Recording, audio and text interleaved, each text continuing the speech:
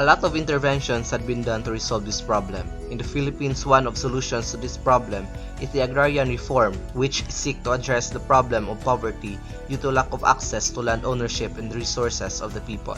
Agrarian reform in the Philippines primarily aimed to address the problem of landlessness, which resulted to numerous social uprisings through the years. It also seeks to address the problems of poverty and food scarcity. The agrarian reform community is the major strategy of comprehensive agrarian reform program to enhance food security by gaining higher agricultural production and providing higher income to families to get them out of the poverty. Through the agrarian reform community, the Department of Agrarian Reform was established, which helps in food production, elevate community trading, and to increase household income. Land distributions alone would not suffice the need of farmers to get out of poverty. It is also important to couple the initiative with support services to ensure its success.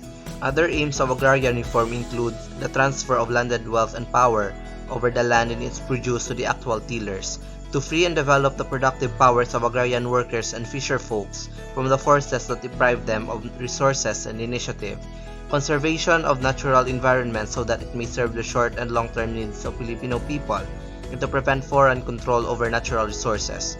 With this, giving the people access to resources, they can uplift their socio-economic status and be able to address overexploitation, which can result in environmental degradation. If those people in the margins will be given enough support and access, a more stable and equitable resources will be observed. There are more ways of upholding equitable resource distribution, but is agrarian reform in the case of the Philippines of great way of addressing the issue. As the reading argued, efforts to mobilize the first dimension of power by regaining access to resources are often the most challenging for these empowered actors.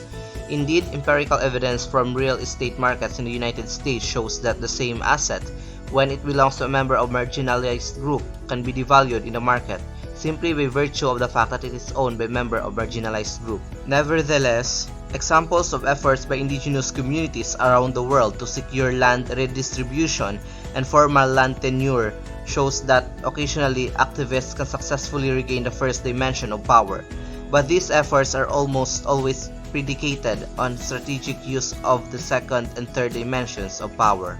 By securing land tenures in the uplands, claiming incidents of large lands by elites practicing unsustainable practices will be minimized. Wealthy claimants of forest land use poor families as tenants in hoping to grab lands by paying taxes on it. This system made the poor families as cultivators and wealthy pseudo-landlords extract the wealth from the labor of poor families in the area. For the following years, population will rise, which means more people will be depending on extractable resources. Ecological balance will most